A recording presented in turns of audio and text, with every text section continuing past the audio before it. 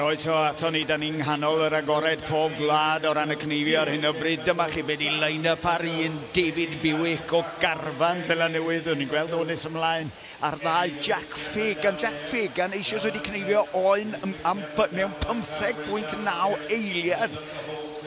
Ilan Rhys Jones wedyn o Gymru, Nathan Stratford wedyn yn Tangharfan Seland Newydd, Kerry Davies wedyn, ac yn y pen draw ar 6 Mai, Aled William Jones, ni wedi gweld o eisoes yn cystadlu yn y trin gwlan. Dyma chi beth ydy bechgyn am ryddawn felly.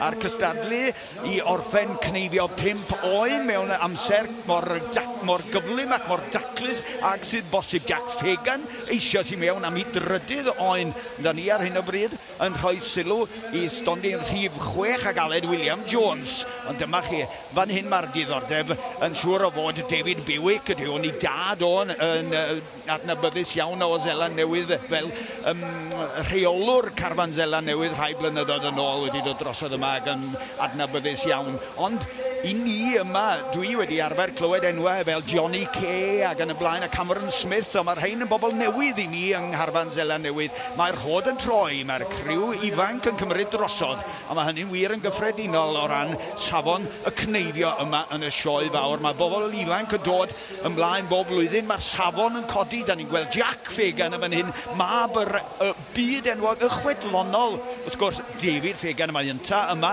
ar 4 yn y cyfamser. Nathan Stratford ydy hwn, y bachgen bach arall yma o Seland Newydd sydd yn dal i fagu profiad. Fo enillodd y gylchdaeth allan yn Seland Newydd am eleni, a dyna sut gath o'i le yn y Garfan wrth gwrs.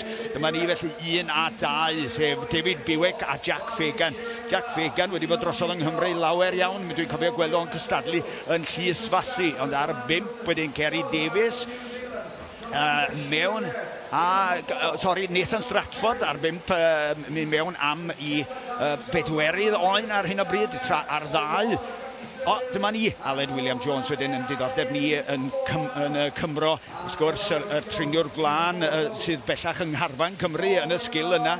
Sut allai fod, fel sa fo hefyd yn llwyddo i fod yn cneifio dros Gymru fi fydda hynny yn dipyn o gamp.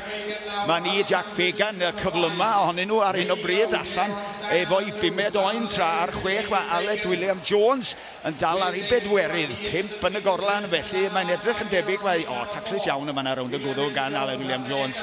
Mae'n i lleddu'r darlun am ychydig i ni gael golwg ar y 2 o Seland Newydd y fan hyn yn mynd rhagddo, ond mae yna dipyn o wahaniaeth rhwng y 2 o ran cyflymdra, fel y gwelwch chi, 1 ar ôl gan David Bewick i mewn o fo am honno, ond mae Jack Fagan eisoes ar i 5 oen ac yn troi drosodd i'r ochr ddwetha na. Dyma fo i chi ar 2.